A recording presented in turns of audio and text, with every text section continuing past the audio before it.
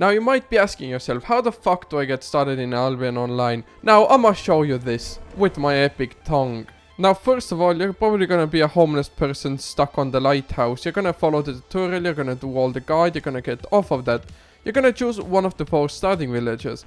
Either Martlock, Thetford, Fort Sterling, Limhurst or Bridgewatch. These are the little tier 2 zones. So once you open the map, you see it's tier 2 and it's a blue zone. You see tier 3, it's a blue zone. Tier 1, this is the city, a blue zone. You have the yellow zone, the red zone, the black zones in the upper continent. Now don't get overwhelmed with all of this, but now let's look at this. You come to Step Cross, you basically start out in Bridgewatch, you craft items here, you buy items at the market. This logo on the map actually marks the market. The chest is the bank, everything else here is a crafting station. You can read through it by dragging a mouse onto it. On the top right you can see what kind of resources can be found there. One of the fast ways to open a local map is pressing N. You can zoom in and out with your cross wheel. One of the fastest ways to open a local map is by pressing N on your keyboard, and you can zoom in and out with your scroll wheel. Also, the same thing, you can drag a mouse onto stuff to read what it is, but usually you don't need much. Now, these are the repair stations. Here you can repair all of your gear if their ability goes lower than what you want. The best way is to buy items from the market, because crafting your gear is actually a skill set you need to learn on the destiny board. The destiny board you can open by pressing B. Now from the middle you can go out to the left, to the top, to the right, to the bottom, to the top right, to the top left, well basically everywhere. Now on the left side, here you have all of your gear. On the bottom left, all of your gear. And now if you come down below, here is for example potion crafting, tracking monsters, let's say mob growing or animal growing. You also have a lot of gathering you can level. It takes a shit ton of time, I think like 4 hours for each node. So in total it's 20 hours to actually gather the highest tier of resource. You also have refining resources.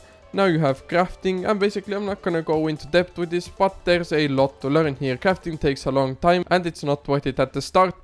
Now what I recommend doing is coming to the market, and let's say you want a mercenary jacket. You're gonna type in mercenary jacket, let's go maybe tier 3, that's what you need, you're gonna buy it. Now the market you have sell, buy, the sell order, the buy order. Now the buy order, what it does, it takes your silver and you set up for how much you want to buy one mercenary jacket for, and it puts it onto the market. Now for you to get that mercenary jacket, someone has to come and press sell and sell it to your buy order.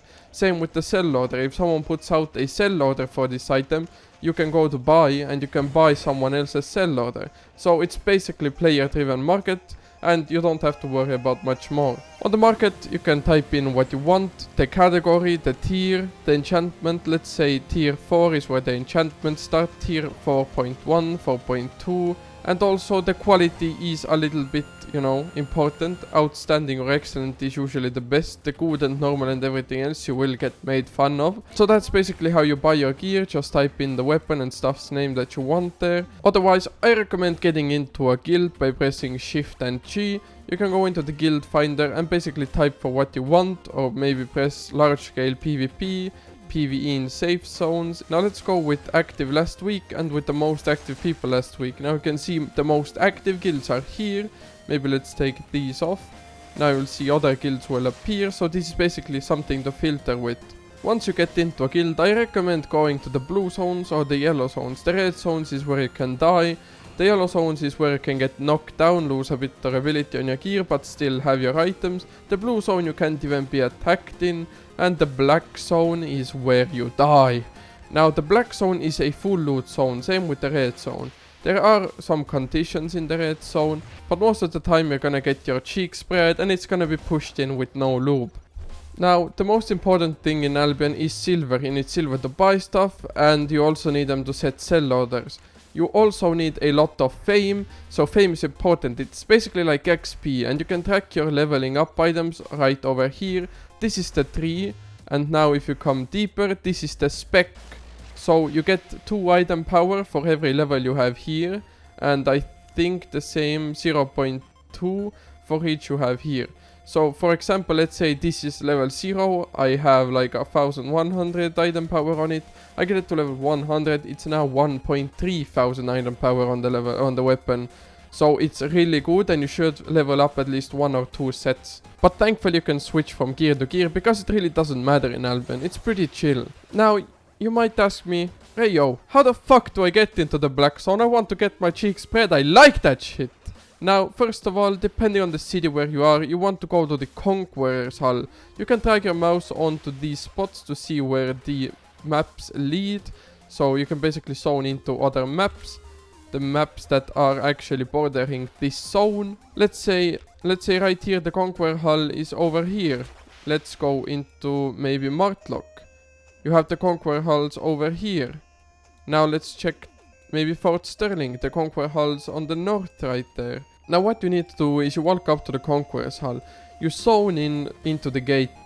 Now once you're here, you want to walk up straight up to the actual portal up here. You can see it on the local map as well if you get lost. You come up to this bitch, left click on it and press bind. Now it does have a 7-day cooldown, so let's say you bind here and you remove it, want to go to another black zone. You actually have to go to the other city, to the Conqueror's Hull, to the portal, and then bind your portal there. But you can only remove it once every 7 days, so make sure you actually know where you want to go before you start going to the black zone. Now the black zone, as you can see, the Royal Continent, the red, blue and the yellow zone is pretty small. It's not that big, you know, let's say maybe a few maps everywhere. Now if you go to the black zone is hella big.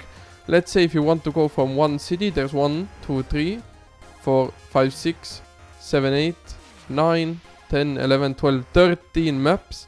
While in the yellow, blue and red zone it's 1, 2, 3, 4, 5, 6, 7. So half the way that it is in the black zone. And the black zone has also safe zones. It has a lot of castle territories, hideouts, more loot, more rewards. But as I said, it's more dangerous. Now let's enter into here. Now, since I'm handicapped, I forgot I'm locked to Thetford. So let me get my ass back into Thetford. So now that I'm in the black zone, you spawn right next to the portal. And all of the cities have different designs for these black zone cities. So the Thetford portal town. So there's the artifact foundry, the chest, the market, the repair station, and in the artifact foundry you can actually enchant your items or you can gamble, because what gambling is in Albion, I'll have to explain it because I kind of have an addiction. You select what tier of item you want, 4, 5, 6, 7, 8. You select whatever things you want to get, maybe mage weapons, and you want high tier stuff. So you basically have to buy 50 of these, which costs you, well, a fucking lot. You can press meld and you will either get scammed or you will make millions. Well, not millions, a couple 100,000. But most of the time I just gamble for the fun of it, not to make silver. Now here you can take the invisibility shrine, and for I think like 3 minutes it keeps you invisible. You can run out of the portal and no one will see you. So let's take a drink, maybe go to Widemore Pool. Let's zone out right here. Now we're in Widemore Pool. We can go wherever we want, we can do whatever we want. And basically you could run like 1.5 maps in the 3 minutes, or I mean 2 minutes that it lasts. Let's say you want to go to the tier 5 zone here. So keep in mind, it's Roman numerals, so tier 5 zone, tier 6 zone, tier 7 zone. If we come down here, we actually have tier 8 zones as well. But also what matters is the quality of the map. It depends what kind of tier the mobs are, how strong they are, what kind of rewards you get. Honestly, I can't explain all of Albion in one video, so I recommend checking out my other tutorials. Otherwise, thanks for watching this guide on how to get started in Albion. Just go do PvP, go do whatever you want, it really doesn't matter. Just do what's fun for you, gather, PvP, PvE, and just have a great time. It's the game at the end of the day.